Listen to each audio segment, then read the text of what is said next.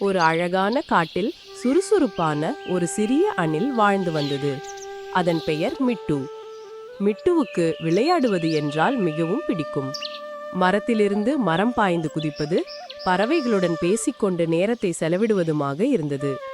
குளிர்காலம் வரப்போகிறது என்று காட்டிலிருந்த மற்ற அணில்கள், எலிகள், மான்கள் என அனைவரும் தங்களுக்கு தேவையான உணவை சேகரிக்க தொடங்கினார்கள்.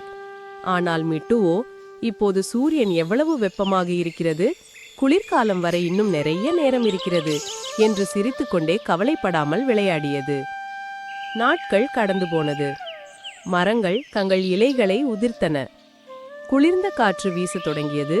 மெல்ல மெல்ல பனியும் விழ ஆரம்பித்தது. மிட்டு நடுங்கிக் கொண்டே தனது வீட்டுக்கு ஓடியது.